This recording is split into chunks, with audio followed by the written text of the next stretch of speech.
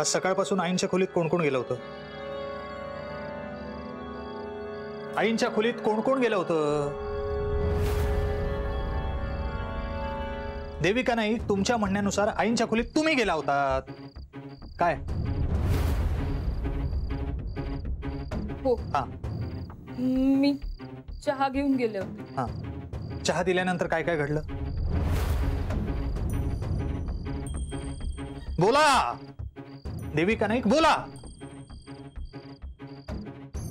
मी चहा दिला आणि आई बडबडतायत हे सगळ्यांना सांगितलं.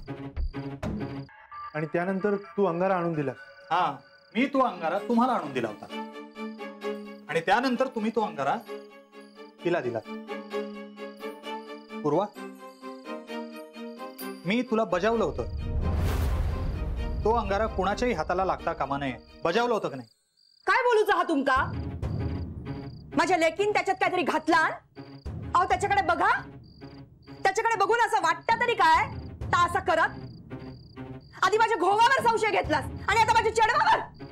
हे बघा सर, विचारतायत त्या प्रश्नांची फक्त उत्तर द्यायची आहेत आणि ज्यांना प्रश्न विचारला त्यानंच उत्तर द्यायची आहेत. पूर्वा, मी तो अंगारा. पूर्वा, घाबरू नकोस, बोल, जे काही असेल ते सांग. मी नाही दिलाय अंगारा आजीला. नक्की? हो. आईंसाठी जेवण कोणी घेऊन गेलं होतं का आई स्वतः जेवणासाठी आल्या होत्या?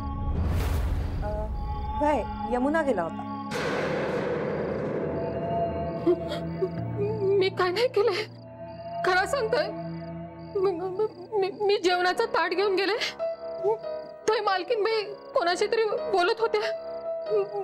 मी घाबरून बाहेर येले.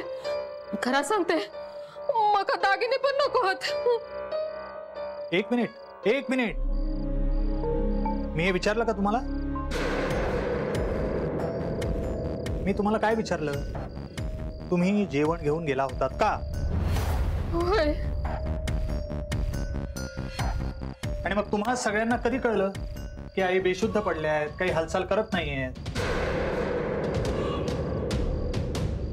सगळ्या बायका आतच होत्या, त्यांच्या आवाजावरनं कळलं. मग आम्ही सुद्धा आत गेलो. कोण कोण होतं आतमध्ये? मी, सरिता वहिनी, पूर्वा आणि यमुना. ठीक आहे, मला जे काही विचारायचं होतं ते विचारून झालं. पण तुम्हाला एक शेवटचं सांगतो, मी हे सगळं जे काही करत होतो ते फक्त या घरातला एक माणूस म्हणून. काय घडतंय आपल्या घरात, कसं घडतंय, हा घडतंय, मला ना काहीच कळत नाही. हो, अण्णांनी सुद्धा आम्हाला काही सांगितलं नाही.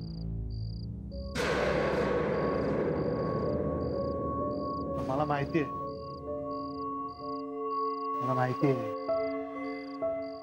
हे सगळं जर कोणाला माहित असेल ना तर ते तुम्ही आहात.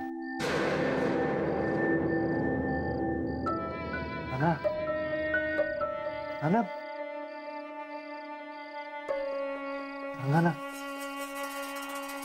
या वंशावळीचं रहस्य काय आहे?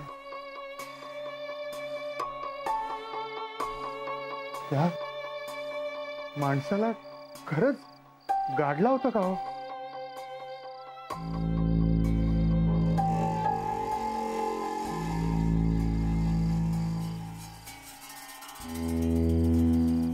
या घराला त्याचा शाप आहे का? हो,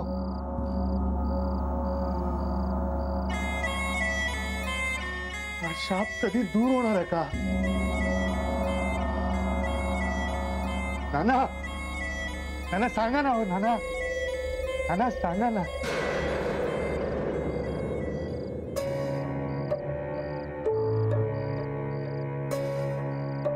नाना, नाना, आजकाल तळघरातून आवाज येतात. कोणाचे आहेत ते माहित नाही, पण येतात खरे. असं वाटतं ते घरातल्या प्रत्येकाला बोलावत आहेत, घेऊन जातील. ना आपल्या तळघरातले सांगाडे सापडले ना,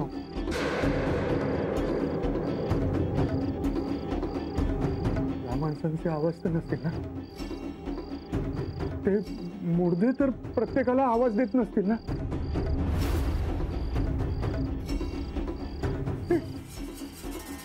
हे का असं होतंय ना, काही कळत नाही हो नाना, काही कळत नाही. या सगळ्याची उत्तर आहेत ना फक्त तुमच्याकडे आहेत नाना. नाना तुम्ही लवकर बरे व्हा ना प्लीज. नाना प्लीज, आम्हाला सांगा ना हे सगळं काय घडतंय ते. हो नाना, नाना हे सगळं काय घडतंय नाना.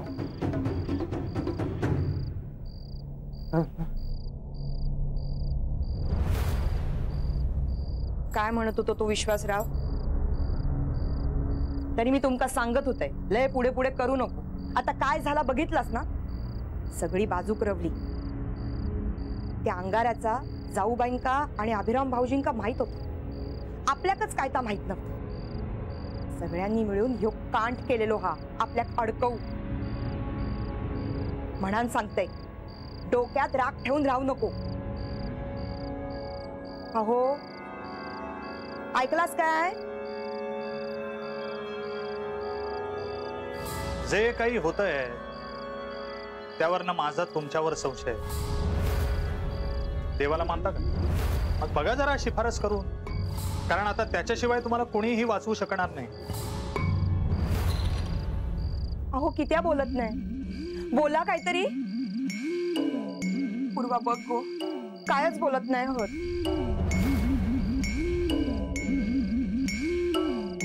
बाबा बोला ना काहीतरी. अहो काय झाला ता तरी सांगशाल? बाबा मी आत्ता विश्वासदादाशी बोलले, त्याला सांगितलं की तुम्ही निर्दोष आहात, तुम्ही काही केलेलं नाहीये. बाबा तुम्हाला काही होणार नाही, आम्ही सगळे आहोत ना. अहो काय झाला, बोला ना काहीतरी. तुमका रागवूचा हा, रागवा माझ्यावर, ओरडा, पण असा मनात ठेवून राहू नको. याड लागत नाही तर. अहो बोला.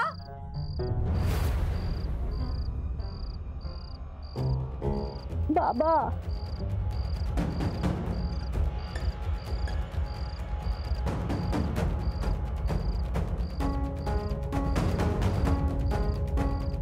काका, ह्या सगळ्यात माझ्या बाबांचं नाव कुठेही येणार नाही आणि ही जबाबदारी तुमची. त्यांनी घरातल्या सगळ्यांची चौकशी केली ना, आणि मला खात्री आहे तू काहीही केलेलं नाही. विश्वास, दत्ताराम नाईक कुठे? काय झालं? घेऊन जायचंय त्याला चौकशीसाठी.